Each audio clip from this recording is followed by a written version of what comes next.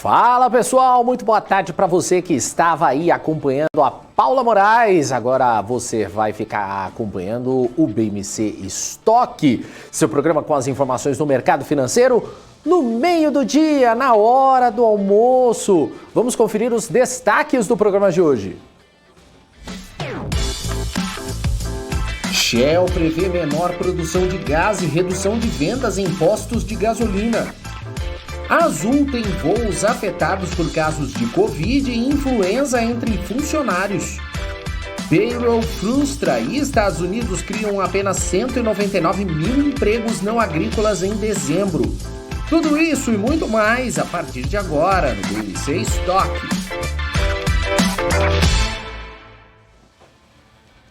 É isso aí, a gente começa o estoque desta tarde, dando o meu boa tarde para minha companheira de bancada, Hanna Beltrão. Muito boa tarde para você, Hanna.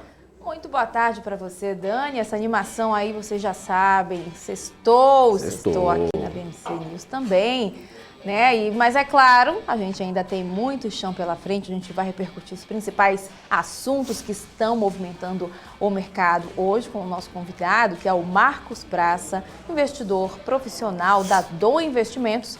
E também teremos os gráficos que o Alexandre sempre separa, trazendo um olhar diferenciado do mercado brasileiro e também do mercado lá fora, né, Dani?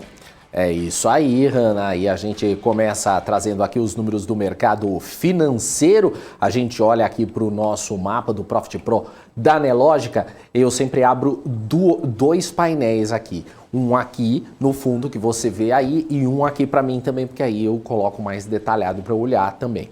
O Ibovespa agora está em alta, 0,28% aos 101.842 pontos. Entre as altas aqui eu já estou vendo que o BID11, o Interbanco, está com mais de 10,54% de alta nesse momento. Você vê aqui, eu separo sempre os positivos e os negativos.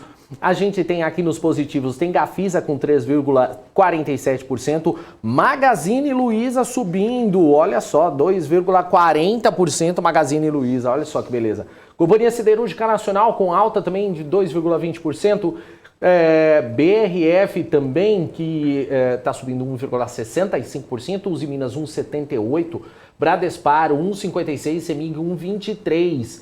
Cirela também subindo 1,16%, MRV 0,57%, tem Localiza subindo 0,34%, Eco Rodovias com 0,14%, Itaú Unibanco 0,23%, mas tem, olha só, Prio 3, PetroRio está subindo 4,43%, 3R Petróleo também 4,24%, Apvida 3,81%, o Grupo Notre Dame Intermédica também subindo, Azul subindo 2,39%, CCR subindo também, Uzi Minas, CPFL também e por aí vai.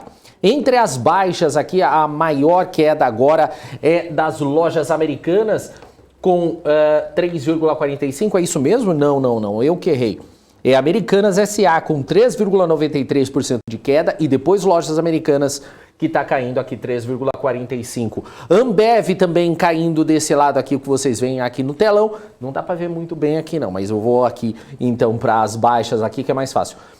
Sul América caindo 3,53%, Banco do Brasil 2,54%, Grupo Soma 2,42%, Klabin caindo 2,13%, Idux 2,07%, tem também o Açaí caindo 1,90%, Rumo também recuando aqui 1,93%, TOTUS 1,81%, Sabesp 1,77%, Eneva 1,72%, Natura também está recuando 1,49% e a VEG também recuando 1,39%. E o dólar? O dólar nesse momento está caindo 0,57% aos R$ 5,68. Esses são os números do Brasil nesse momento, mas agora a Hanna traz aí os números internacionais pra gente, né, Hanna Beltrão? Pois é, Dani, vamos olhar aqui, recapitular como é que fecharam as bolsas lá na Ásia, pra gente ter um panorama agora na nossa tarde. Hansen fechou numa alta de 1,82%, Xangai recuou 0,18% e Nikkei também teve uma leve queda de 0,03%.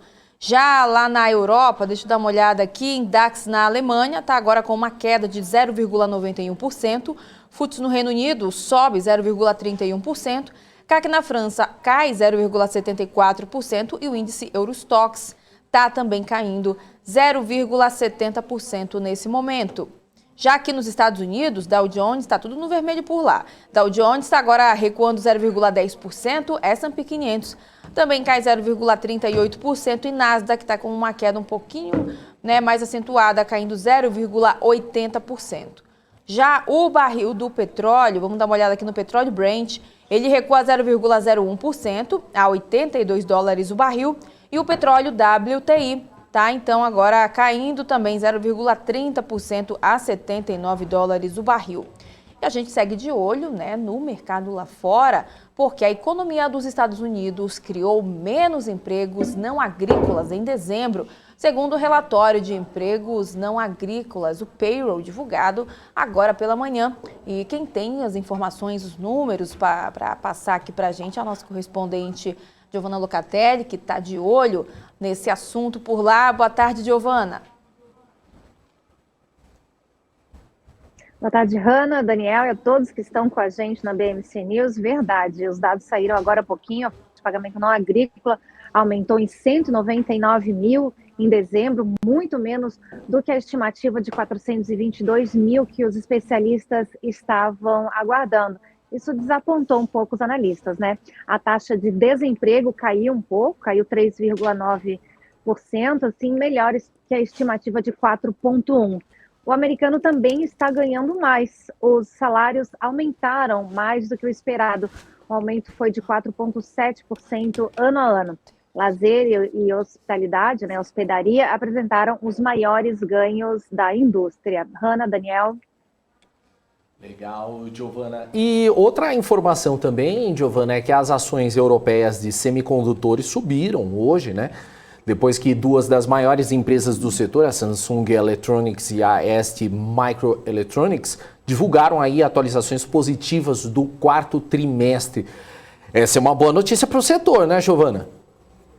Uhum. Sim, Daniel, os resultados foram bons aí, as empresas fechando 2021 comemorando, e entrando agora nesse ano um pouco melhores dentro desse cenário.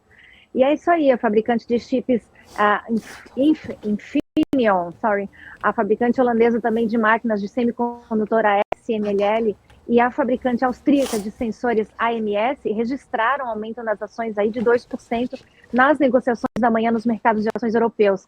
Enquanto isso, a ST Micro teve uma alta maior aí de 4%. Já a Samsung estimou nessa sexta-feira que seu lucro operacional do quarto trimestre saltou 52%, como resultado da forte demanda por seus chips de memória e também pelos pedidos crescentes dos seus serviços de fabricação de chip por contrato. A Samsung, que é a maior fabricante mundial de smartphones e também de chips de memória, disse que espera registrar quase 11 bilhões e meio de dólares em lucro no último trimestre. Ela deve divulgar esses dados ainda até o final deste mês. A demanda por chips aumentou aí nos últimos 2 anos, depois que a pandemia de corona levou a uma escassez global de chips, o que resultou em atrasos na entrega em diversos setores, Vão desde automóveis até PlayStation e outros eletrônicos. Isso fez com que as ações de algumas empresas de semicondutores subissem significativamente durante essa escassez mundial de chips. Claro, Dani e Hanna, a gente vai acompanhar esses números aí nas próximas semanas, porque várias empresas vão divulgar os dados de ganhos aí que foram de dezembro agora, do quarto trimestre fechando em dezembro. A gente fica de olho. Uhum. Com certeza, vamos ficar de olho sim. Valeu, muito obrigado então, Giovana Locatelli, que volta mais tarde no Top News. Bom frio aí para você, Giovana. Começou a ficar frio de verdade agora aqui. 15 negativo nesse momento. Nossa, manda um pouquinho pra cá. Tá quente. Pai, não, muito obrigado. Só um pouquinho. Valeu, beijo, Giovana, até. Só um pouquinho. Valeu, até mais. Vamos seguindo aqui então no BMC Stock. O Banco do Brasil confirmou ao mercado aí a realização de emissão de 500 milhões de dólares, aproximadamente 2 bilhões e 850 milhões de reais em bônus de dívida no mercado internacional, precificada com taxa de 4,8% e de vencimento em 2029. De acordo com o banco, os recursos captados com a operação voltam-se ao financiamento de iniciativas que atendam também aos propósitos ambiental, social e governança. A expectativa do Banco do Brasil é liquidar a operação em 11 de janeiro. E a XP Investimentos anunciou a compra de 100% do Banco Modal, dono da plataforma Modal Mais, por cerca de 3 bilhões de reais. Segundo a companhia, a operação, que começou a ser negociada em dezembro do ano passado, será paga com até 19,5 milhões de novas ações classe A ou BDRs da XP, um prêmio de 35% sobre o preço médio dos últimos 30 dias do Banco Modal.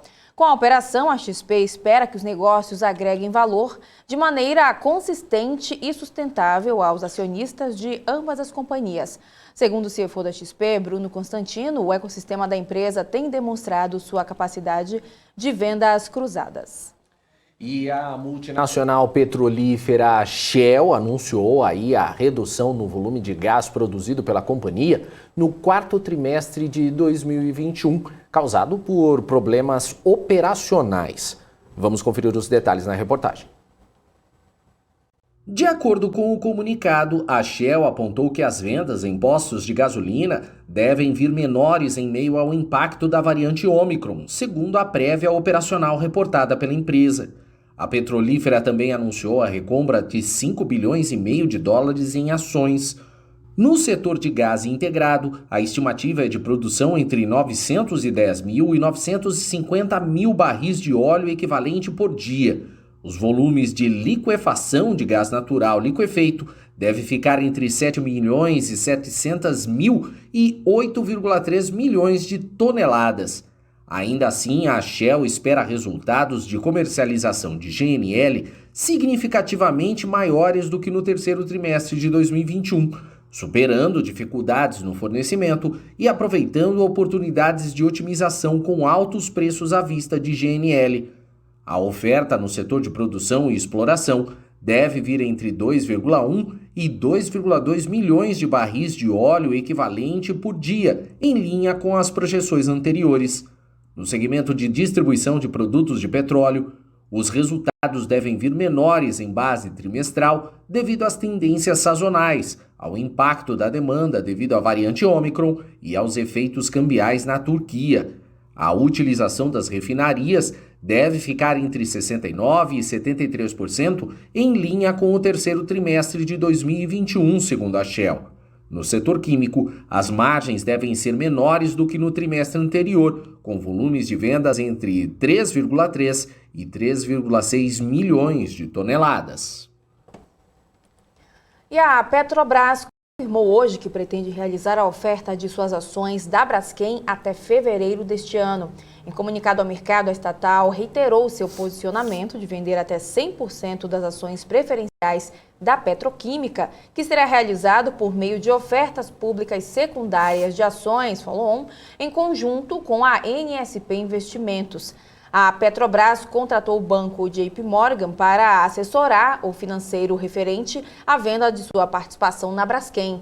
A empresa lembra ainda que o cronograma e as condições da oferta estão sujeitos à aprovação dos órgãos internos da Petrobras, bem como a análise e a aprovação dos respectivos órgãos reguladores.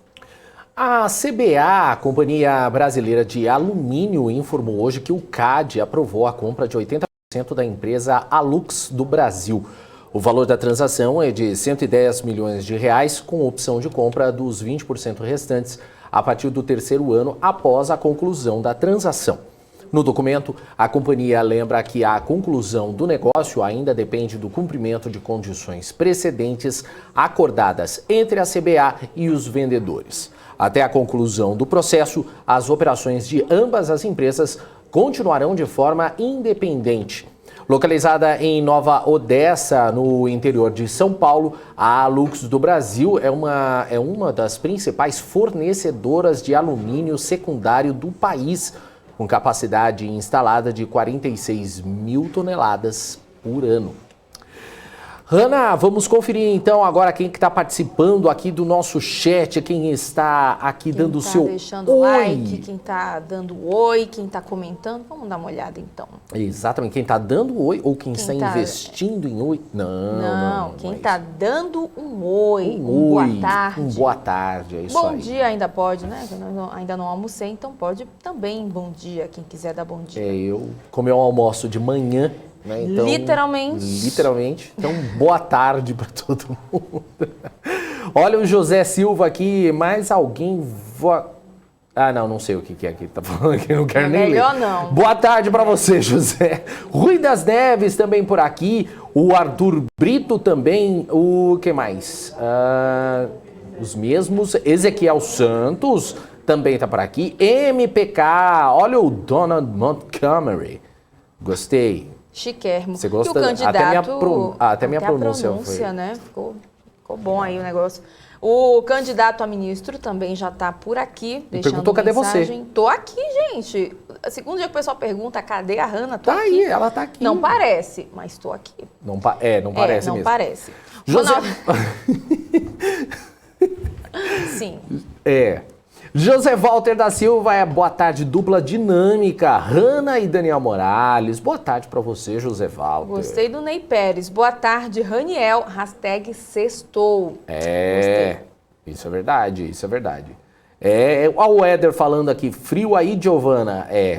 Cara, olha, quando tá nevando, aí é pra segurar, né? Achei que você fosse falar outra coisa. Eu ia falar besteira. Você ia falar duas frases, quando a gente sair daqui eu falo pro Daniel. Eu já sabia. Eu ia falar besteira. A convivência. Não, é a convivência com a Paula. A Paula solta palavrão, mas... Não, mas o Daniel, ele tem umas frases que a gente já sabe que ele vai usar essas frases. Mas aí não pode, né, aqui. Vamos lá, então, que o Açaí com Farofa até falou assim, bom dia, apresentadores fofos, tenham uma ótima tarde. Te chamou de gorda. Foi. Não, eu vi pelo lado do fofinho, entendeu? Do carinhoso. Eu não sei, eu acho Nós que... somos fofos. Isso é bom ou isso é ruim, gente? Bom.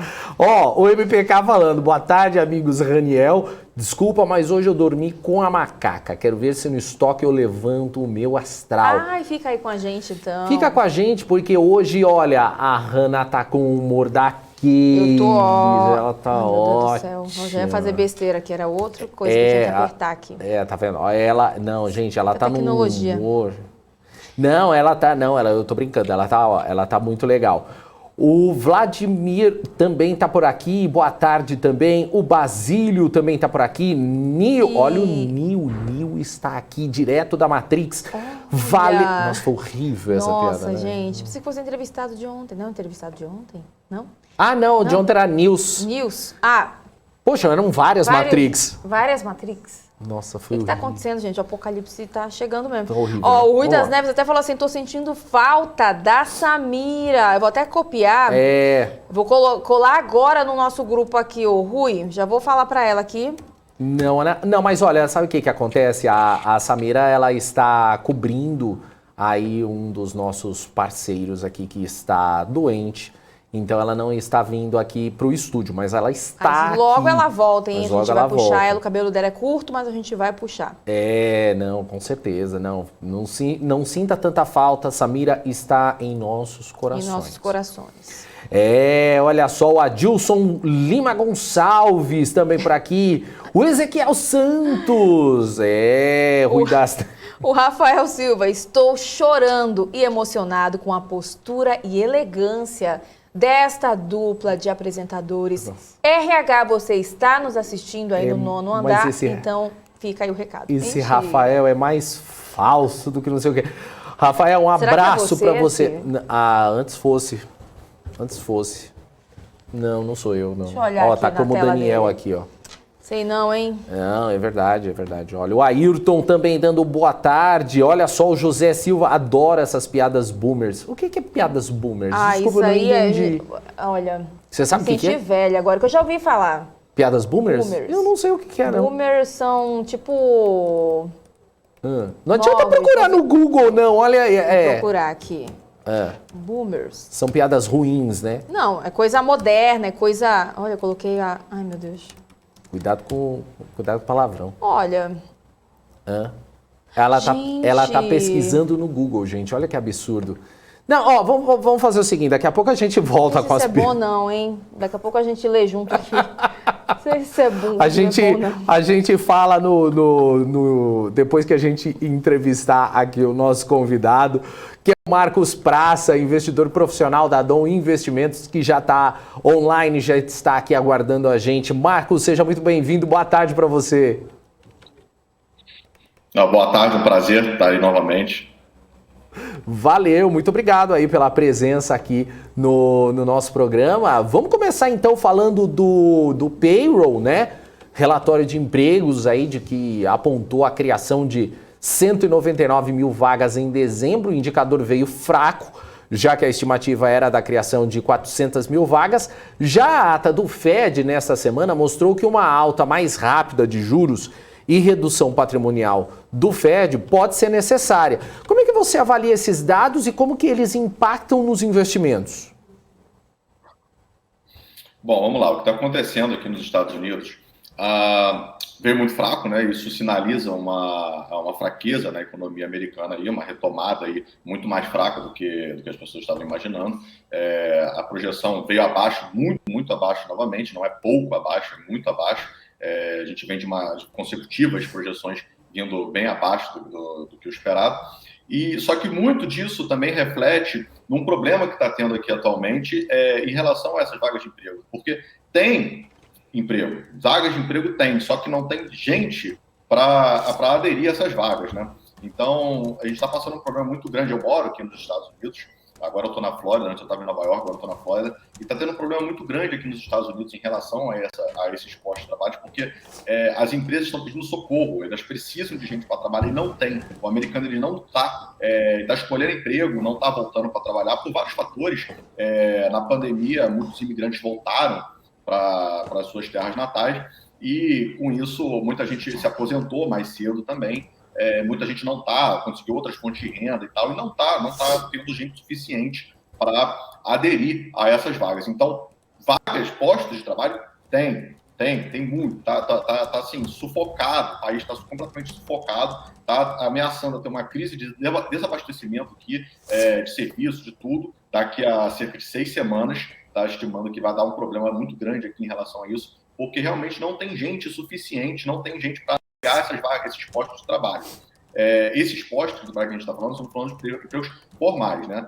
Pessoas que têm documentação para trabalhar. Então, não adianta, a única solução que eu vejo para isso no momento seria a imigração. Só que é um processo lento, né? Um processo lento para conseguir gente suficiente, com documentação necessária para poder aderir a essas vagas. Então, por isso, atualmente, nós estamos tendo um problema muito grande aqui nos Estados Unidos em relação a esses empregos. Não é que não tem emprego, está sobrando muito, tem muita vaga de emprego, mas não tem gente para pegar elas, não tem gente suficiente para trabalhar, estamos precisando de força de trabalho aqui. Então, a economia, ela até está aquecida. É um dos problemas, e isso está gerando, os grandes fatores da inflação que a gente está passando aqui nos Estados Unidos, se dá por conta disso. Vamos lá, a gente tem um petróleo subindo drasticamente, grande parte dessa inflação é por conta de petróleo, que acaba causando uma inflação estrutural. Fora isso, tem essas vagas de emprego que não se preenchem, com isso está subindo, estão oferecendo mais, empresas estão oferecendo mais. Para você ter uma noção, um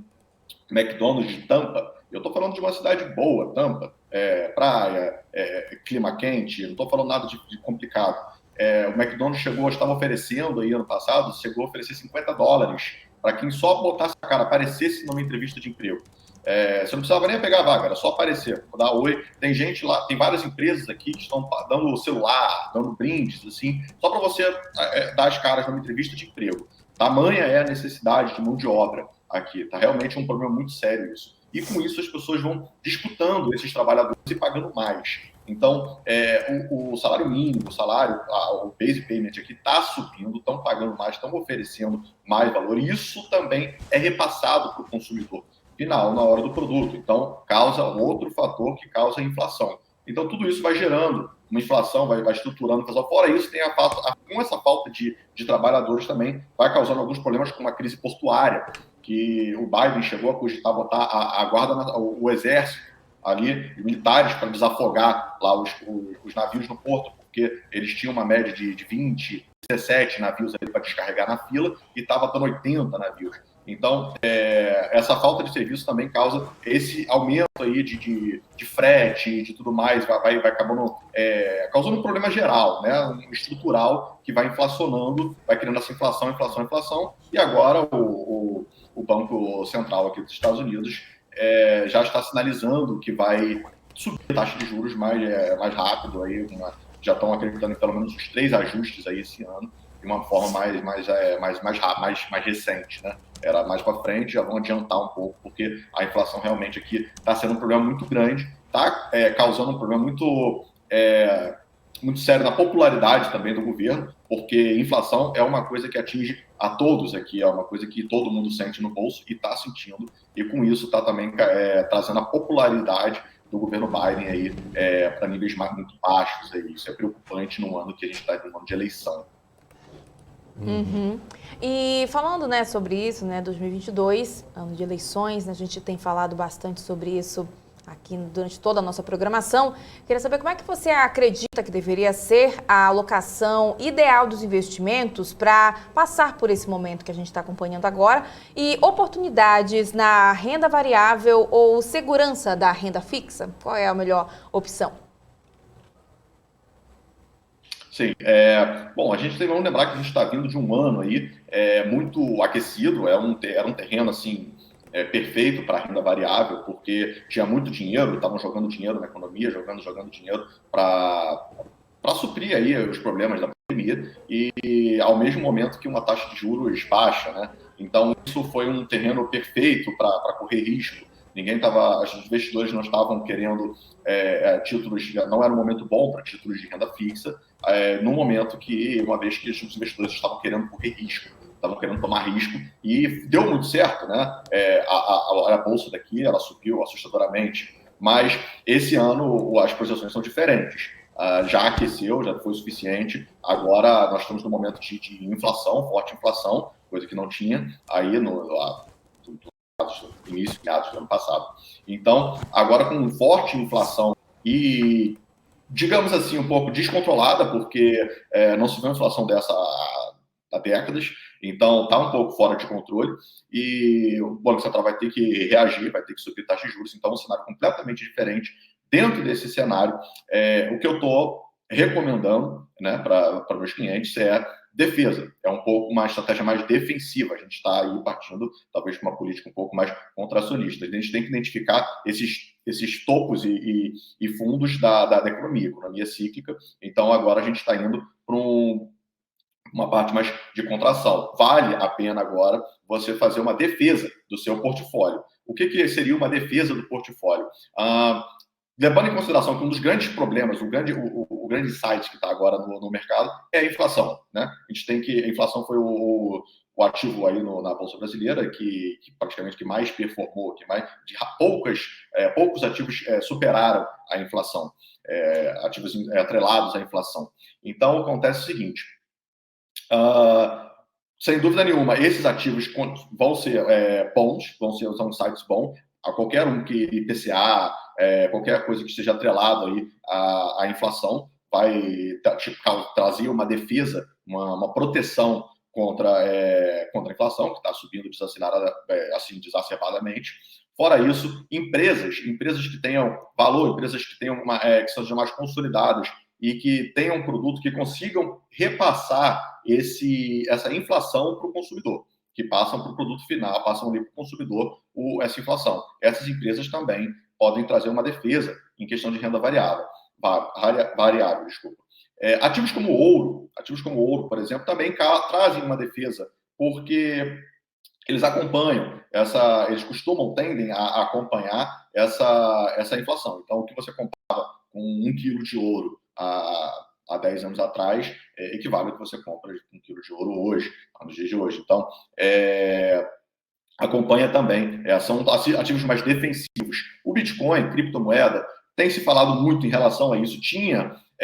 Tem que tomar cuidado com a criptomoeda, porque, como é uma coisa muito nova, todos os movimentos que acontecem, as pessoas tendem a querer relacionar com algum fator. Então, acontece que há pouco tempo atrás, quando estavam relacionando as altas das criptomoedas com essa questão de inflação. Já que o dinheiro vai inflacionar, então eu vou me proteger em criptomoeda, pois ali não tem como imprimir, não tem como o governo inflacionar o dinheiro por impressão. Ok, mas não está sendo o que está acontecendo, né? Porque teve uma forte correção no mercado cripto. Então, tem que tomar cuidado, porque ao mesmo tempo que traz sim uma segurança nessa questão da inflação, porque não pode se imprimir, ao mesmo tempo você está exposto a um ativo de alta volatilidade, alto risco. Então, tomar um pouco cuidado. A ideia agora é diversificação, diversificar ao máximo o portfólio. Criptomoeda, sim, NFTs, todos esses mercados alternativos estão no radar. Recomendo uma alocação, mas tudo dentro de uma coisa mais saudável. A maior parte, atualmente, eu estou recomendando, o banco está recomendando, todos os analistas que eu estou vendo estão recomendando, seria mais uma coisa mais em renda fixa, né? Surfando essa alta de juros que vai subindo, vai subindo agora para conter a inflação. Então, é um momento bom de surfar essa alta de juros e ativos de atraso à inflação. Vale lembrar que esses ativos de atraso à inflação, eles pagam a inflação mais uma porcentagem. Então, a inflação ano passado ela foi acima de 10%. Ok, muito bom, mais a porcentagem, deu um valor muito, muito relativamente bom, mas não quer dizer que ela vai ser 10% de novo esse ano. Seria um cenário muito negativo. Não é bom que a inflação seja tão alta, né? O dinheiro todo mundo está desvalorizando. Então, ativo, como já é visível a intenção do Banco Central em conter a inflação, eles vão subindo a taxa de juros na ideia de que a inflação abaixe. Então, se você pegar um título pós-fixado, por exemplo, pós-fixado, seria bem interessante, pois como o Banco Central está sinalizando que vai continuar subindo os juros para conter essa inflação, então esses títulos pós-fixados, eles vão fazer a sua carteira e ir subindo junto aí, conforme a tendência a ideia é que esse rendimento, né, de um título de pós-fixado do Banco Central subindo ali a taxa de juros seja superior à inflação. Claro que a inflação não tem como determinar, né, não sai um pouco do controle às vezes, mas a ideia do Banco Central é ir subindo a ponto da inflação de superar, né, essa taxa de juros superar a inflação. Você acabou citando aí na sua resposta aí os criptoativos, mas eu queria saber como é que você avalia essa recente queda aí nas moedas digitais aí depois da ata do Fed. Você acredita que a alocação nesse tipo de ativo ainda é interessante? Sim, o que acontece é que justamente às vezes por uma correção forte, a criptomoeda, o Bitcoin principalmente, a principal, né? Ela tem é muito volátil. Então, ela vinha de uma alta, assim, indiscutível. Desde 2017, ela não rompia ali. 2017 já teve a última alta, a última bull run, que a gente chama, né? Que chegou a $20 mil. Depois disso chegou a cair ali para 3, 4 mil dólares, ok? Ficou um tempo ali baixo. E depois, finalmente, aí rompeu aí recentemente $20 mil e foi embora. Foi até 60 e poucos mil dólares. Isso, assim, foi uma alta absurda. Então, não existe almoço grátis, não tem como uma coisa só subir, tem que corrigir. Então, teve essas correções. A verdade, o mercado cripto, ele, como eu falei, tem que tomar cuidado com essas correlações com o mercado tradicional, com notícias de políticas, porque o que movimenta muito ali o mercado cripto basicamente são grandes investidores que têm volumes abruptos de moedas, e eles despejam e compram exacerbadamente a vontade deles. Então, esse mercado ele é muito movimentado por esses players que detêm muita parte dessa moeda. Então, tem que tomar cuidado, porque às vezes não tem relação com algum fator político, com alguma notícia. Às vezes não tem relação com isso. Às vezes é apenas alguma troca, vai saber o que é, pode ser qualquer coisa, mas vai da vontade deles. Eles vão lá, compram, vendem a qualquer momento. Então, o mercado cripto ele tem que tomar cuidado com essas correlações que criam com o mercado tradicional, porque às vezes não faz muito sentido. Porém, tem alguns pontos alguns pontos chaves ali nos valores desses criptoativos que tiveram muitas negociações, foram muito travados, que foram marcados por alguns eventos, como, por exemplo, a época em que o Elon Musk estava publicando bastante sobre as criptomoedas e deu uma inflada no preço, depois ele foi um pouco contra, quando ele estava aceitando na Tesla, e depois ele falou que não ia mais aceitar receber criptoativos na Tesla por conta da energia suja. Então, derrubou ali o preço dos criptoativos por um bom tempo, ficou trabalhando ali embaixo. E esse é um ponto bom de compra agora. Então, o fato dele ter reduzido agora, de ter caído, isso dá uma oportunidade, às vezes, de compra, e justamente pode trazer essa proteção que as pessoas buscam aí contra uma moeda como o dólar ou do real, que pode ser imprimida, né? Muito da inflação se dá por conta disso também. Então, Bitcoin traz essa vantagem, o mercado cripto continua sendo um mercado que vai performar muito aí para frente. Agora tem várias outras vertentes. Outro fator também que eu acredito que está diluindo um pouco os investimentos aí no mercado de criptoativo, é que agora tem muitas outras vertentes. Temos as redes descentralizadas, temos os NFTs, os jogos. Esse ano agora está prometendo bastante com essa interação por exemplo, do Mark Zuckerberg em relação ao Facebook, o metaverso. Então, acredito eu que esse ano vai ser um ano muito importante para os criptoativos, para esse mundo digital. Então, vale sim uma exposição, principalmente agora que deu uma corrigida. Mas, calma, cuidado, sempre fracionando as entradas, pois não quer dizer que não possa cair mais. Nunca subestime as movimentações do mercado de criptomoedas. O cenário aí dos Estados Unidos, como a baixa popularidade do presidente Joe Biden, pode mexer com o mercado. E também queria que você falasse um pouquinho quais são os impactos do plano Biden para diminuir a inflação, aumentando, por exemplo, a concorrência entre os frigoríficos. Vamos lá. O que acontece é que essa popularidade do Biden ela é muito negativa agora, no momento, porque esse ano nós temos as semi-eleições, né? Eleições de meio período, que chamam aqui, que muita gente não conhece como funciona aqui, mas são em 8 de novembro, tem eleição aqui também esse ano, e é onde definem as cadeiras do Senado e do Congresso.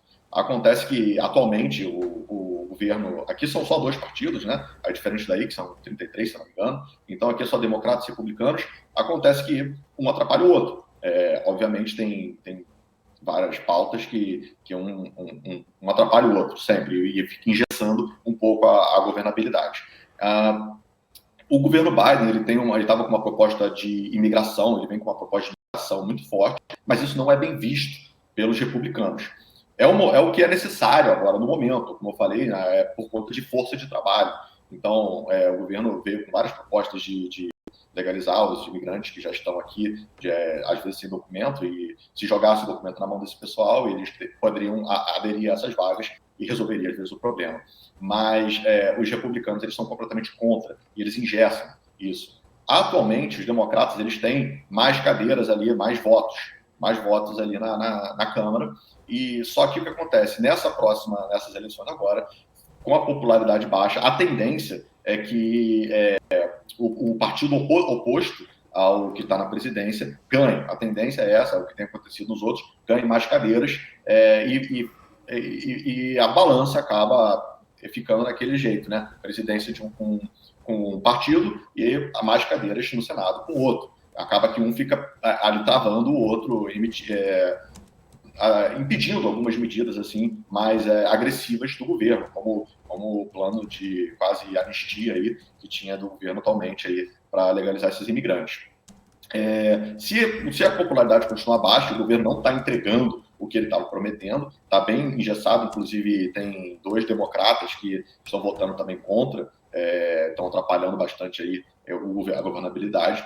Se a popularidade não melhorar, vai perder essas cadeiras, eles estão estimando que perca 60 cadeiras aí para os republicanos, e aí realmente até o final do governo não se espera que tenha fique completamente engessado, não se tenha nada de muita mudança, né? Então isso é um fator muito, muito delicado aí para se acompanhar, porque, sem dúvida nenhuma, vai atrapalhar a economia, né? Pois os Estados Unidos já está, como eu falei, um problema muito sério aí, já tem uma crise de desabastecimento aí programada para daqui a 6 semanas, 8 semanas, e principalmente por causa dessa mão de obra. E se o governo não resolver isso, a inflação vai continuar. Com a inflação alta desse jeito, a popularidade continua baixando e não vai engessar mais ainda, perder mais ainda poder de governabilidade aí para os próximos anos, né? Os outros próximos 2 anos de governo, agora caso perca essas cadeiras, né? Uhum. E agora, os casos de Covid-19 e da variante Ômicron, eu queria saber quais os possíveis efeitos dessa nova onda e de novas medidas restritivas aí para o mercado.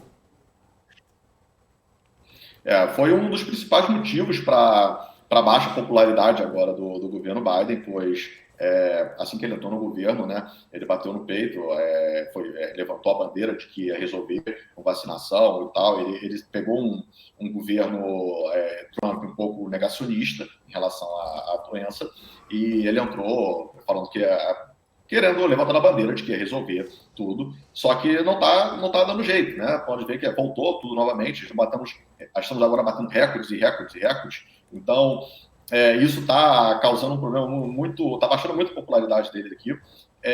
Aqui a gente tem um problema muito sério em relação à vacinação, porque muita gente é contra a vacina, não apenas da Covid, a vacina de um modo geral. Todo mundo, muita gente aqui meio que dividido.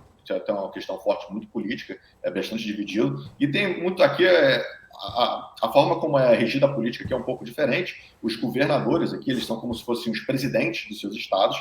Então, cada estado tem suas leis e sua liberdade de definir as suas regras. Com isso, muitos estados aqui não aderem a passaporte vacinal, muitas coisas do tipo assim. Então, isso vai atrapalhando um pouco aí, vai expandindo, né, ajudando a espalhar mais essa doença aqui. Acontece que, no momento atual, não se teve lockdown, não se teve tantas medidas assim restritivas por conta da variante Omicron, até porque não teve tanto problema com os hospitais. Ela é relativamente um pouco mais fraca e é como se fosse um resfriado. Eu cheguei a pegar ela no início do mês passado. Ela espalhou legal aqui depois do feriado do Thanksgiving, e depois aí veio o Natal e tal, e acabou de espalhar o resto. Então, realmente, todo mundo que eu conheço pegou essa variante aqui, ela é altamente transmissível. E o que está acontecendo é que o lockdown está sendo estrutural por conta das pessoas simplesmente estarem ficando doentes e não vão trabalhar. Então, acaba criando um pseudo-lockdown, né, que não é obrigatório, mas não tem gente para trabalhar, porque as pessoas ficam doentes, ficam em casa. As filas de testagem estão absurdas e com isso vai atrapalhando, né?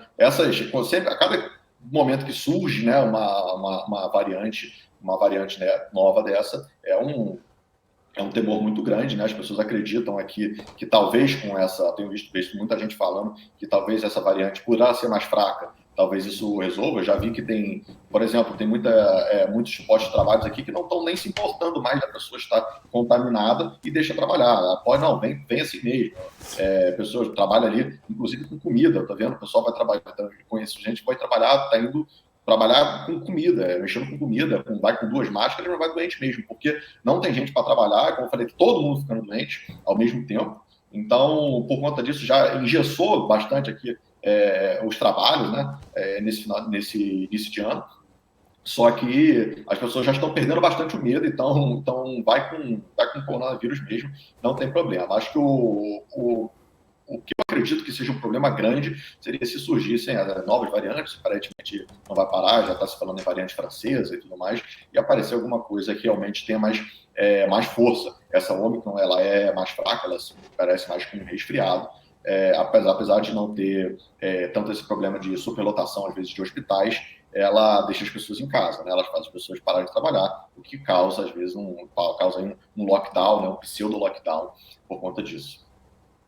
Uhum. Tem pergunta aqui chegando dos nossos telespectadores, vou passar uma aqui.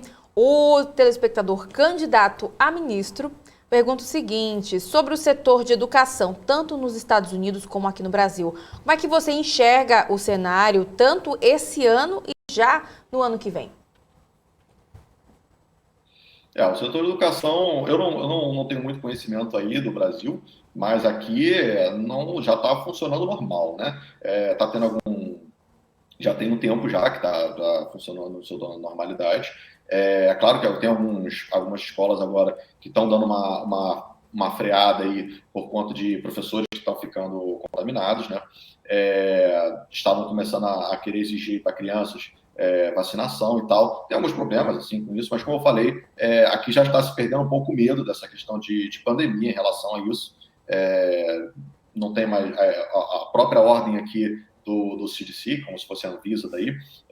Agora, antes, né, era depois que você não sentisse mais sintomas, você retomar as suas atividades depois de 15 dias. E agora já reduziram para 5 dias. Então, após não sentir mais sintomas, já reduziu para 5 dias. De 15 para 5, isso é um avanço, né? Eu não sei se avanço, mas já reduziu muito, porque não estão mais com tanto temor em relação a isso. Então, as atividades escolares aqui, elas estão funcionando normalmente, né? Só acredito, como eu falei, pelo menos para essa variante aí, as pessoas perderam bastante o medo, não tem, contaminou todo mundo, deixou muita gente em casa, mas não é isso que está freando, né, que vai frear aqui, deixar as coisas funcionar, não tem nenhum lockdown programado. Quando começou um pouco a espalhar a variante, as pessoas estavam com um pouco de medo, mas depois que viram que era um pouquinho, que era mais tranquila, já retomaram as atividades e baixaram, como eu falei aí, o período de repouso de quarentena para 5 dias apenas, antes de 15. Legal. O Wellington Mota pergunta aqui no nosso chat: se não fosse essa política não convencional dos bancos centrais, o valor dos ativos eles estariam nas mínimas? Se não fossem essas políticas não convencionais, o que seria? Não captei. O que seria essa política não convencional? O que seria isso? Eu vou pedir então para o Wellington mandar aqui uma explicação melhor aí para a gente repassar a pergunta para você, porque eu também fiquei na dúvida aqui também. Mas tem outra pergunta aqui. Seguinte, de repente eu consigo Pode falar. explicar um pouco, de repente o que ele está querendo dizer é o seguinte: os ativos estão na mínima. Acontece o seguinte: quando você quando você vai precificar o preço de um ativo, você pega as fórmulas utilizadas, elas vão pegar os fluxos de caixa que você acredita que esses ativos, essas empresas vão gerar no futuro, e se traz para valor presente, ok. E se desconta aí, se soma-se a isso, o ativo, a parte livre de risco, né? Então, é a parte livre de risco, mais o que você aceita tomar de risco para aquele ativo, para aquele determinado ativo, para aquela determinada... Enfim, acontece que, se você sobe, tem a expectativa, né, que você vai ter de ganho, e se a expectativa dele estiver acima do que está projetado de ganho, ok, você pode comprar ele está abaixo do que vale. Agora, o que acontece? Se você sobe, uma vez que você sobe a taxa de juros, você está subindo de todos os ativos, basicamente, você está subindo o que você exige de retorno desse ativo. E se você estava exigindo, vamos supor, vou dar um exemplo aqui, 20% em um ativo, você estava exigindo, a gente está com uma taxa de juros aí perto de 10, vamos arredondar para 10. Se você exige 10% de retorno de renda fixa, né, que é livre de risco, você tem aí na taxa Selic, arredondando, você exige 10%, mais 10% da parte de risco do ativo, então você exige 20%, né, é o mínimo que você exige desse ativo. Então você vai fazer a análise para ver se está superfaturado, se está super overpriced ou não. Né? Agora, o que acontece? Quando você sobe, vamos supor que você sobe essa taxa de juros para 15%, então a parte livre de risco sobe para 15%. Acontece que agora você vai exigir os 15% mais os 10% do risco. Então agora você vai exigir 25%. Não quer dizer que o ativo vai te dar 25%. O ativo não vai te dar 25%, ele vai te dar a mesma coisa ali que estava projetado. Acontece que vai ter que desvalorizar, vai ter que você vai para você querer investir naquele ativo, você vai aceitar pagar menos, né? Vai desvalorizando, ou seja, agora ele está overpriced, está acima do preço, porque ele precisa estar valendo mais baixo, valendo mais barato ali, para que o retorno equivale ao que você exige de mim, entendeu? Então, sim, cada vez que vai subindo a taxa de juros, vai subir a exigência que você tem, né, de retorno desses ativos, e a tendência é que os ativos de renda variável eles caiam. Legal. Perfeito. O José A. da Silva pergunta o seguinte: poderiam comentar sobre o setor de restaurantes como Burger King? Esses setores de fast food, essas redes de restaurante aqui, são os que mais estão sofrendo, como eu falei aí no início, aí, em relação ao McDonald's, por exemplo, estava pagando $50 aí, só para você aparecer numa entrevista de emprego. Os salários mínimos também estão aumentando, os salários mínimos de McDonald's, que eram, antes da pandemia, beiravam assim, $8 a hora, e já tem restaurante aqui pagando acima de $22 a hora, e contratando... aqui não é proibido fazer isso. Eles já botam placas ali contratando jovens de 14 anos. Então, estão tocando tudo, né? Como eu falei, essas vagas aí, elas são as menos... são as que as pessoas menos querem, porque acontece que o americano agora está escolhendo vaga. Então, aquelas vagas que elas exigiam um grau de estudo, às vezes tinham algumas exigências mais chatinhas, elas não exigem mais, porque não tem gente qualificada com a exigência que eles queriam para pegar. Então, essas pessoas que estavam, às vezes, trabalhando nesses postos, eles vão pegando essas vagas melhores. E acaba que não tem gente para trabalhar nesses restaurantes. É normal você ir num restaurante aqui agora, grande, e pegar uma fila de espera extensa, mesmo com metade do restaurante vazio, né? Porque não tem gente para trabalhar. Às vezes você vê todos já, assim, eu poderia dizer que praticamente 100% dos restaurantes aqui estão com placas de que estão contratando. E acontece que muitos, assim, já estão trabalhando, assim, você vê às vezes em alguns estados, como lá em Massachusetts, alguns estados assim mais mórbidos, ou coisa do tipo, que essas empresas, esses restaurantes e tal, você chega lá e às vezes tem um funcionário só, é uma loja gigante, é uma coisa absurdamente grande. Eles falam, olha, tem um pouco de paciência, porque eu estou sozinho. Tem alguns amigos meus que trabalham em algumas outras indústrias aqui que falam que estão desesperados também para contratar pessoas, não tem gente para aderir, e estão pagando, agora, por exemplo, estão pagando assim, na hora extra 200%.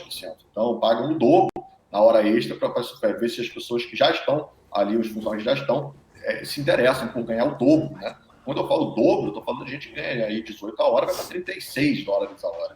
Então, muito, tá realmente pagando muito, e isso é repassado aí, parte da inflação aqui se dá por conta disso, porque isso é repassado para o cliente. Legal. Marcos, gostaria de agradecer a sua participação aqui no BMC Stock, mas eu queria que você deixasse a sua mensagem final, as suas considerações aqui para os nossos telespectadores. Então, é sempre um prazer aí participar, é a segunda vez, podem contar sempre comigo. Bom, a mensagem final é início de ano, né, pessoal? Proteção, ano de eleição, a gente está falando de eleição Brasil, eleição nos Estados Unidos, variante daqui, variante dali, é tudo novidade. Agora tem influenza, variante, não sei o que, um monte de coisa. Então, o importante é a proteção. Esse ano eu acho que é um ano de ficar... recomendo muito títulos de renda fixa, títulos públicos, LCA, LCI, tudo atrelado aí, pós-fixado, surfando essa alta de juros. É isso que eu estou recomendando para os clientes.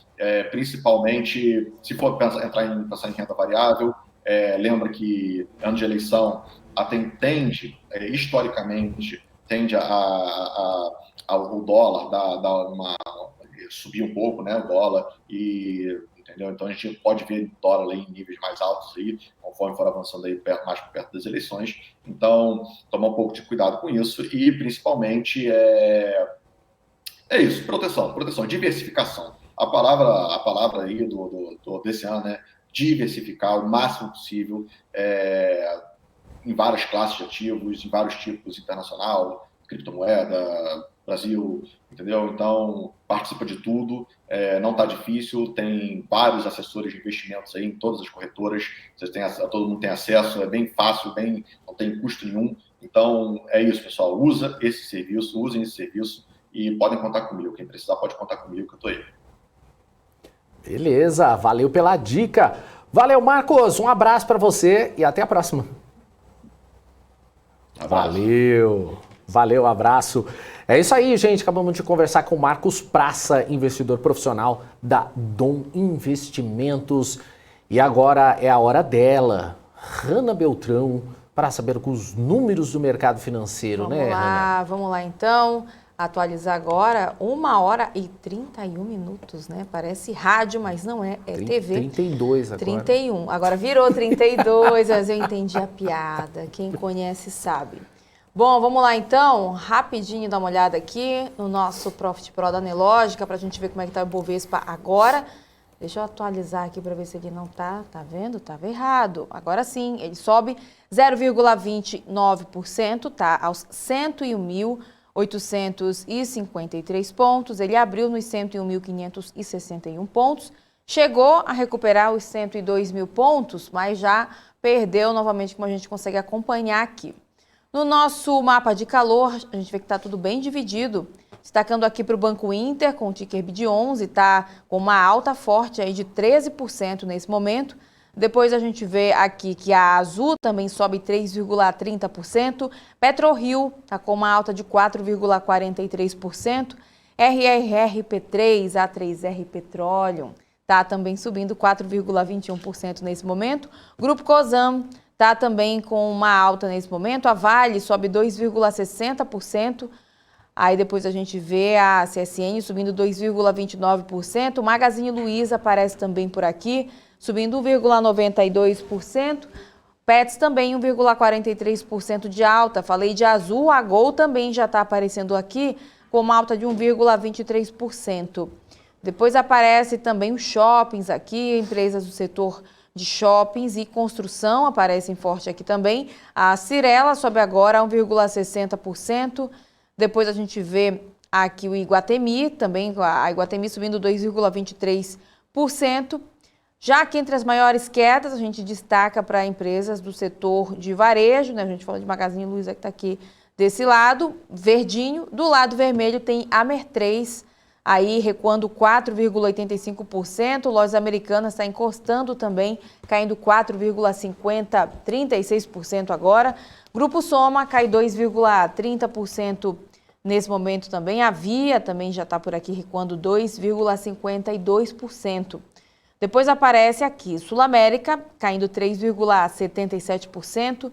Klabin 2,21% nesse momento. E Dux também está entre as maiores quedas nesse momento, está caindo 2,59%. Sabesp 2,32% de queda também, positivo, recua 1,80% agora. Aí aparecem também as elétricas aqui, Elet6, né, ticker da Eletrobras também recua 1,76%. Cogna, assim como Edux, também está caindo. Cogna recua 1,44% nesse momento. Elet3 e Elet6 estão coladinhas aqui, ambas encostando em 1,90%, uma caindo 1,86%, outra caindo 1,82%. A TOTS, nem lembro se já falei TOTS, mas vou falar de novo. TOTS está aí caindo 1,89%, Natura 1,53% de queda também. Suzano recua agora 1%. Depois, deixa eu dar uma olhada aqui no finalzinho, porque tem as empresas do setor frigorífico que aparecem também caindo aqui. A Minerva recuando agora 0,40%. E depois a gente vê, então, Locamérica recuando 2,42%. Engie 11 recuando 0,88% nesse momento. Pão de Açúcar também 0,62% de queda. Vamos dar uma olhada no dólar para a gente ver como é que o dólar está nesse momento. O dólar acho que saiu aí da tela. Já pode até tirar da tela para eu falar do dólar antes da gente chamar o Alex, que já está aqui no estúdio microfonadíssimo. O Alex que já separou os gráficos aí para a gente. E aí a gente vê então que o dólar está recuando agora 0,80% e perdeu já aquela casa lá dos R$ 5,70. Ele está agora aos R$ 5,63. Seu número aí de comercialização, né, Dani? É isso aí. Valeu, então, Hanna Beltrão e os números do mercado financeiro. Agora é hora de chamar o Alex André. Eu vi o Alex. Eu vi, você não conseguiu disfarçar, não? O celular ali. Eu abri aqui para assistir aqui também, né? Ainda bem que não era aquele gemidão, né? Nossa. Nossa, já pensou? Já aconteceu aqui nos bastidores. Já aconteceu. Já. Nossa, e eu sei com quem foi, não vou falar. Quem viveu, viu. É. Mas agora é a hora dos gráficos do Alex, são 10 gráficos, né, Alex? O que a gente tem para hoje aí?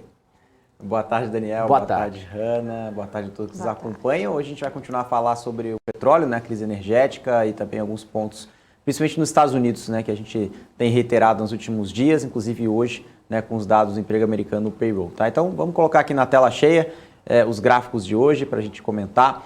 O primeiro gráfico a gente vai falar sobre o petróleo, né, sobre a tese de oil, né, ou seja, no mundo inteiro. A gente tem olhado, né, as majors, né, as maiores companhias, né, de petróleo nos Estados Unidos.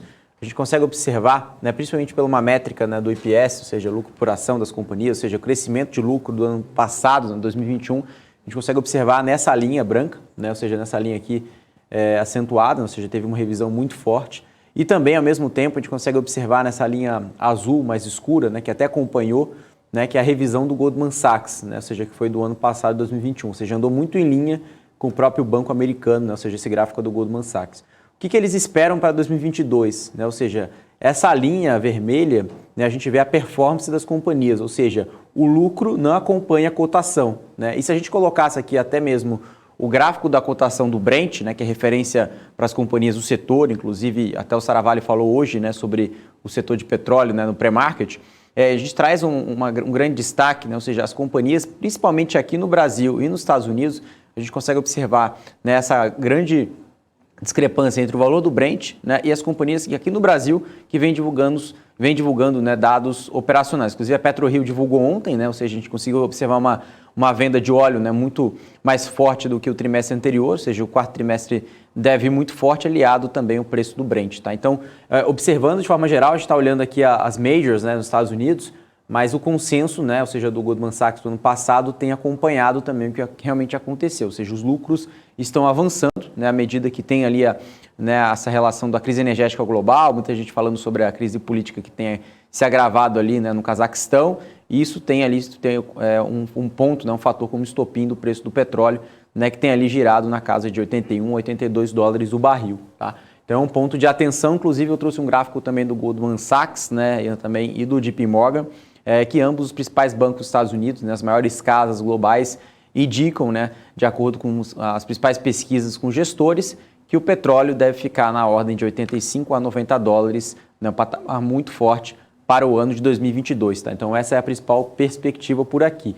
E essa linha azul mais clara, a gente observa, olha que interessante, esse ano 2021, né, de acordo com o que realmente aconteceu, né, ou seja, com o lucro das companhias, essa linha escura mais embaixo foi a expectativa do Goldman Sachs, ou seja, surpreendeu positivamente, e essa linha azul mais escura, ou seja, acima dessas duas aqui, é o IPS projetado para 2022, né, ou seja, o lucro esperado para o ano de 2022, está falando das majors dos Estados Unidos, ou seja, ainda tem muito lucro para entregar, mas as cotações não acompanharam, né? Ou seja, a gente conseguiu observar ali, inclusive no período, né, de junho até setembro, né, no começo de outubro, né, a gente viu ali acompanhando, né, ou seja, o lucro com a cotação, e agora a gente consegue observar um movimento ao contrário, ou seja, os lucros continuando a subir e as cotações ficando, né, praticamente flat ali, marginalmente em queda. Tá? Então a gente tem que colocar uma visão, principalmente não só nos Estados Unidos, mas aqui no Brasil também. Né? Eu falei de PetroRio, mas serve para 3R, enfim, todas as companhias do setor que têm se beneficiado com o preço do petróleo. Tá?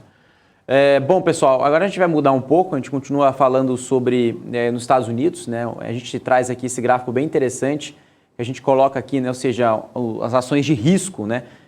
Cada vez mais, né, as ações de risco nos Estados Unidos ela tem sofrido, né, um drawdown, ou seja, uma queda muito maior do que a média do S&P. Tá? Então, ou seja, isso não tem acontecido ao longo dos últimos períodos. Tá? Esse período que a gente traz aqui é desde os anos 2000 até ali o final do ano de 2020, 2021. Né? Ou seja, o que a gente consegue trazer, né, de acordo com esse gráfico? Né? Ou seja, a gente consegue observar principalmente nesses períodos aqui, né, a gente observa aqui principalmente nessa linha azul, com essa linha branca, né, ou seja, tanto a média do S&P, né, quanto a relação, né, média, né, de queda, né, de drawdown, a gente consegue observar que esse ano, né, de 2021 agora que fechou, principalmente ali, né, no final do ano, a gente consegue observar, né, uma queda, né, principalmente quando a gente vê uma média do S&P, quando a gente fala de drawdown, muito menor, claro que o S&P teve uma alta muito forte, né, ou seja, as ações de risco, né, principalmente as small caps americanas também tiveram uma grande volatilidade e tiveram uma correção muito acima do mercado. Tá? Então isso também traz uma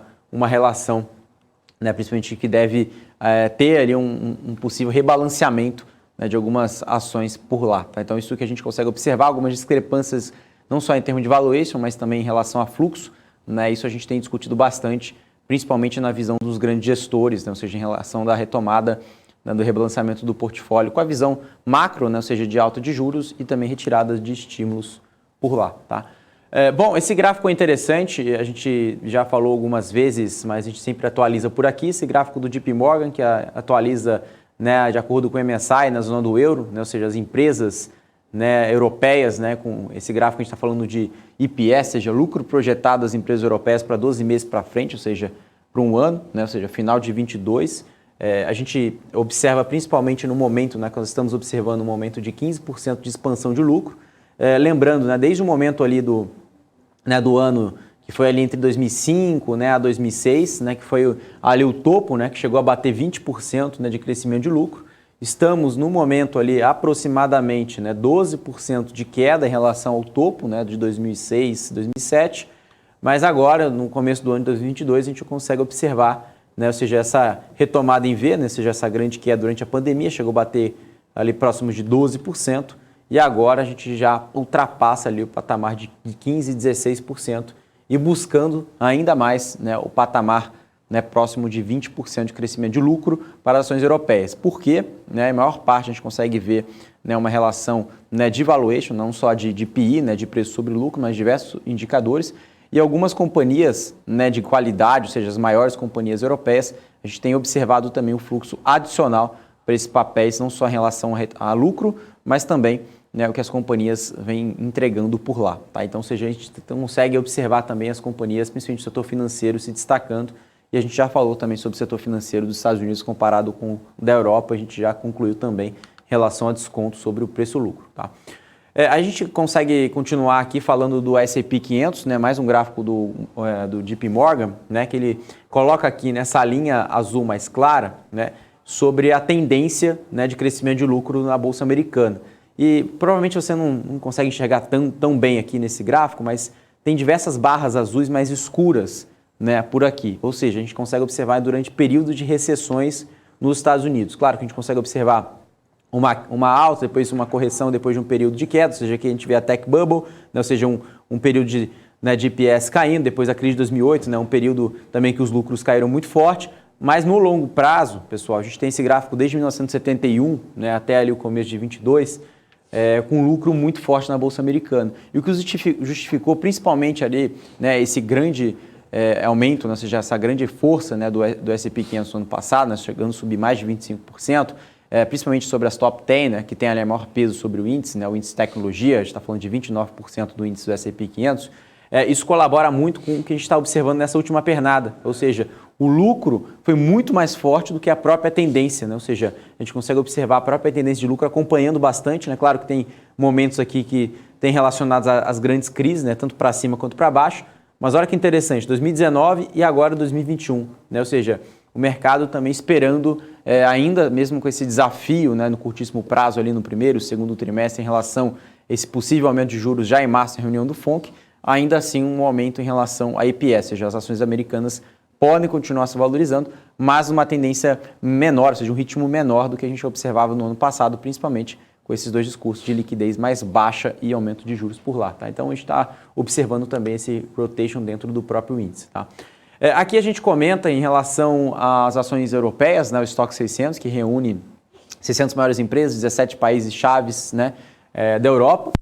Então a gente tem esses dois gráficos, primeiro em relação ao preço, né, ou seja, o preço do índice, né, ou seja, que está sendo negociado, e aqui a gente traz, né, ou seja, PE forward, né, ou seja, preço-lucro projetado 12 meses, né, então, ou seja, a gente consegue ver em relação, principalmente com o índice subindo e o preço-lucro caindo, né, ou seja, então, mesmo assim a gente consegue observar, né, em relação a earnings, né, ou seja, em relação a lucro, que não tem acompanhado em relação, né, que a gente tem visto ali nos últimos trimestres, mas o que os próprios analistas enxergam mesmo com as ações se valorizando, né, os lucros podem acompanhar nos próximos trimestres, podem subir, né, como a gente observou, né, no último gráfico que a gente falou aqui do MSCI, né, na zona do euro, os lucros, né, do próprio S&P e também da própria Europa tem ali uma tendência positiva e isso deve acompanhar também ainda mais as ações europeias para cima, tá? Então a gente consegue observar mesmo assim um grande desconto sobre preço sobre lucro, mesmo com o preço das ações europeias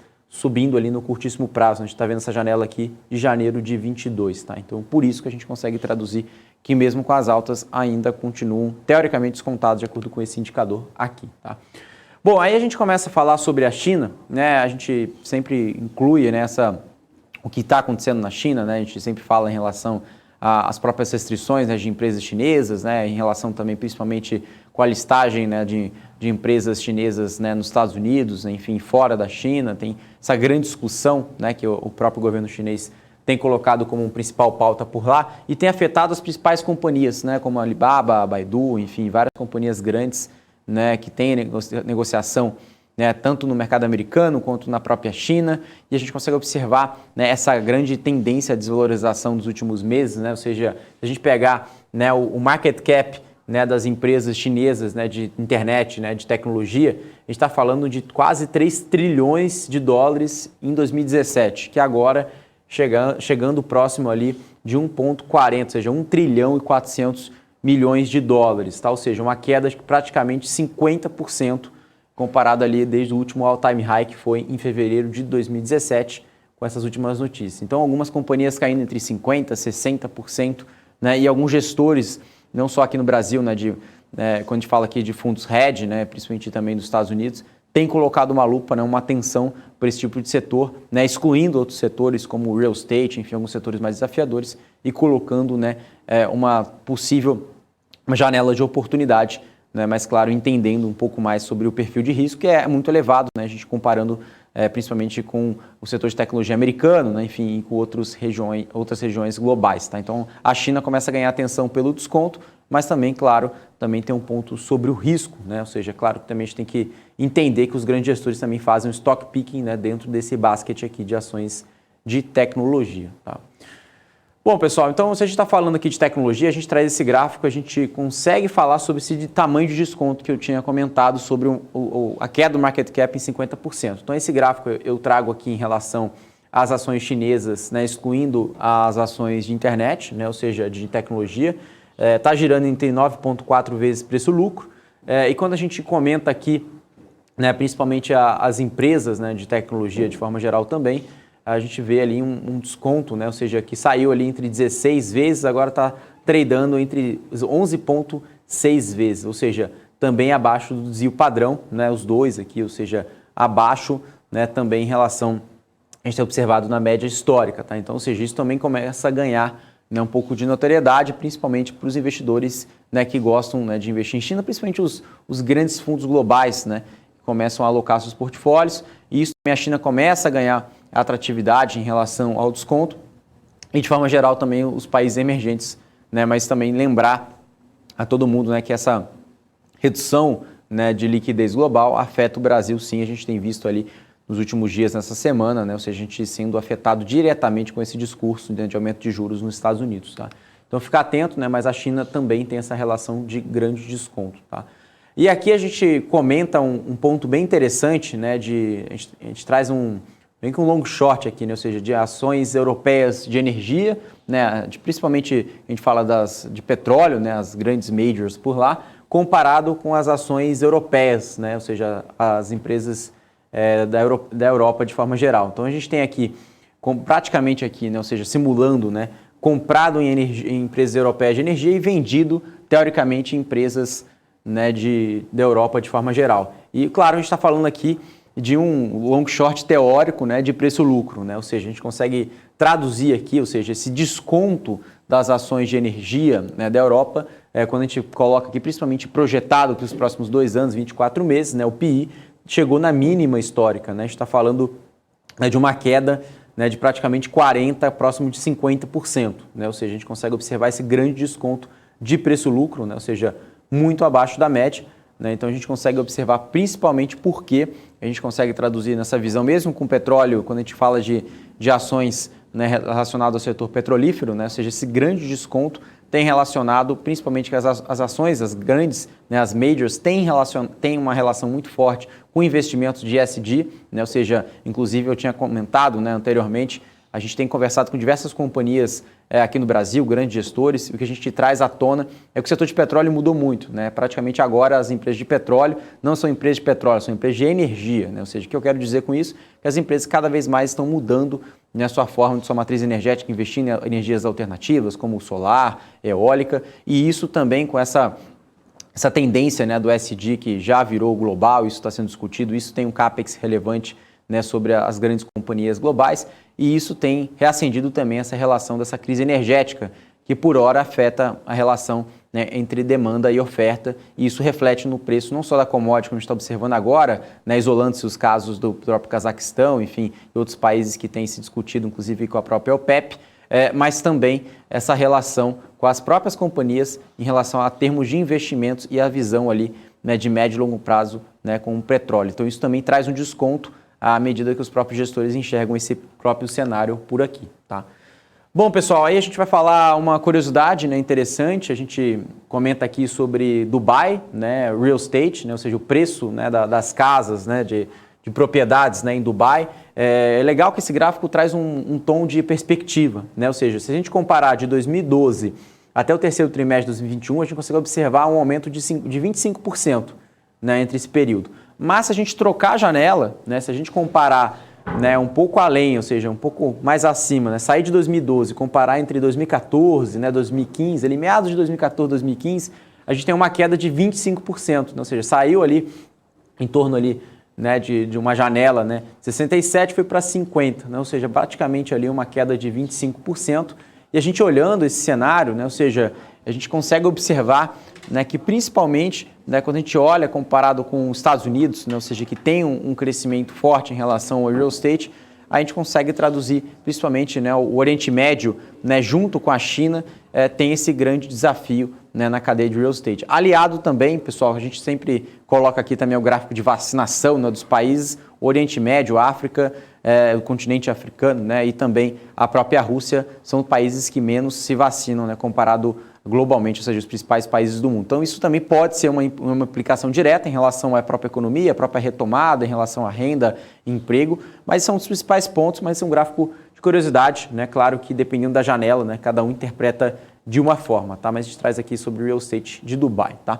E esse último gráfico a gente fala de margem de lucro, né, do S&P e também do mundo todo, então a gente compara essas duas janelas aqui, então a margem de lucro dos Estados Unidos, né, ou seja, a gente tem uma tendência para 2022, né, ou seja, agora nessa janela de 22 ainda flat, ou seja, sem nenhuma direção definida, tanto do mundo inteiro quanto do S&P 500, mas o mundo como um todo, quando a gente fala de ações globais, a gente fala principalmente das grandes economias, né, como a Europa e Estados Unidos, o mundo já se discute principalmente uma queda, né, no curto prazo, principalmente ali no primeiro e segundo trimestre desse ano, principalmente com essas discussões que a gente tem, né, comentado sempre aqui sobre juros, né, sobre tapering, o que tem acontecido nos Estados Unidos, mas a partir do terceiro trimestre o mercado já acredita que a maior parte já tenha precificado, né, ou seja, tudo isso já tenha colocado na conta e sim, essa margem de lucro das companhias, né, ou seja, a margem pode sim aumentar, ou seja, trazer ganhos adicionais, principalmente mais para o final do ano, terceiro e quarto trimestre. Aí isso eu estou falando do consenso do mercado, que a gente tem discutido esse gráfico, a gente está falando aqui desde o começo do ano passado, até agora, no começo agora de 2022. Tá bom, Daniel? Esses são os principais gráficos de hoje, Hanna, para sempre atualizar todos aqui a visão de mercado para todos os investidores que nos acompanham aqui no BMC Stock. Legal, valeu então, Alex, obrigado aí pela participação de sempre aqui no BMC Stock, abraço para você, bom final de semana, até segunda. Obrigado, Daniel, sextou, até mais. Sextou, valeu, tchau, tchau, Hanna. Até mais. Agora é contigo, Hanna Beltrão. Vamos seguindo, então, trazendo mais informação aqui no BMC Stock, falando agora que a companhia aérea Gol prevê a retomada integral da demanda corporativa aos níveis pré-pandemia já no primeiro trimestre de 2022. Confira agora os detalhes na reportagem.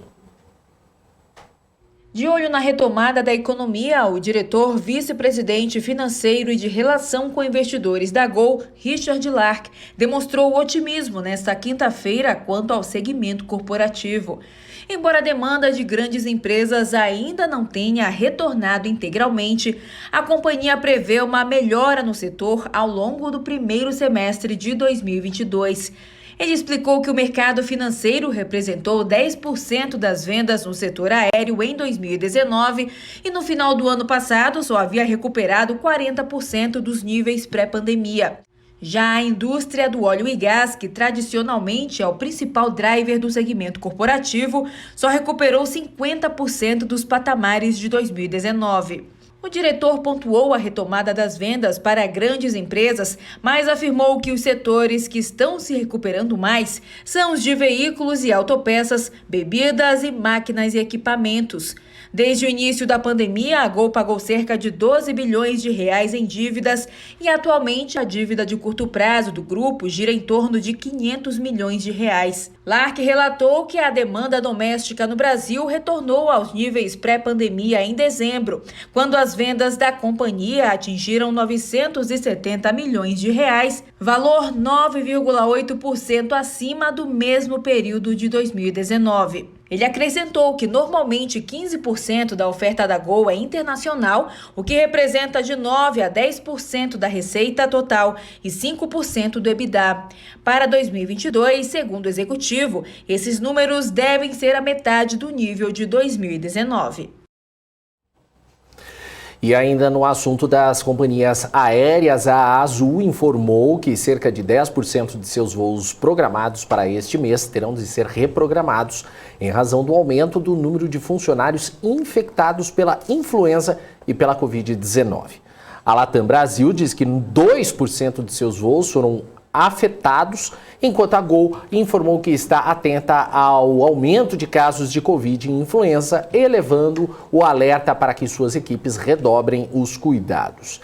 Em nota, a aérea diz que houve aumento nos casos de infecções entre seus funcionários, mas que nenhum voo foi cancelado ou sofreu alteração significativa por esse motivo.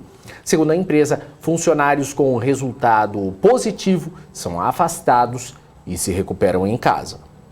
E o Banco do Brasil confirmou a emissão de bônus ESG no valor de 500 milhões de dólares.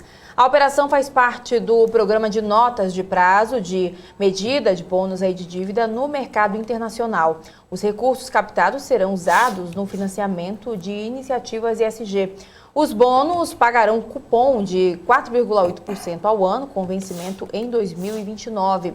A expectativa do banco é liquidar a operação no próximo dia 11 e a coordenação será aí pelos bancos UBS, Credit Agricole, Credit Suisse, Itaú BBA, Morgan Stanley e também o SMBC Nikko. É isso aí, Hanna. E antes de encerrar, a gente podia dar aquela passadinha no nosso mapa de calor do Profit Pro da Nelogia. Se fosse falar pelo chat, já estava até abrindo aqui o chat. Quando você fala uma passadinha, né? Então vamos de mapa do calor? Então vamos de mapa. Ó, o Júnior até colocou aí, não tenho nem essa opção mais. Vamos lá então. Vamos dar uma olhada aqui como é que está o Ibovespa nesse momento. Ele está agora subindo 0,52%. Alcançou novamente aí os 102 mil pontos, 102.086 pontos nesse momento. Ele abriu aos 106.561 pontos e aí chegou a uma máxima também de 102.423 pontos. Vamos dar uma olhada aqui então para a gente ver como é que estão as empresas nesse momento. Vamos falar das maiores altas. BID 11, né, o ticker aí do Banco Inter, tá com uma alta de 12, agora virou 13%, já estava 13% desde o comecinho aqui do estoque. Depois a gente vê PetroRio subindo 4,69%. Aparece também por aqui Azul com uma alta de 3,99%. Gol também já sobe 1,86%. Depois a gente vê aqui empresas do setor de petróleo, RRP3, A3R Petróleo, tá também agora subindo 4,68%.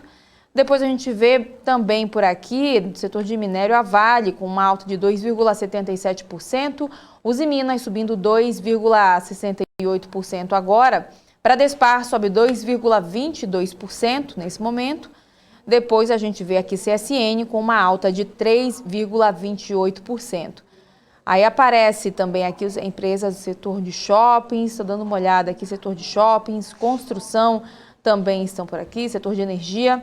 Vamos falar então dos shoppings, porque Iguatemi agora sobe 2,66%. Na sequência, a gente dá uma olhada aqui, porque tem, ó, CVC, assim como Azul e Gol, também está subindo. CVC sobe 1,24% nesse momento. E aí a gente vê aqui também que tem Magazine Luiza subindo, uma alta de 1,76%.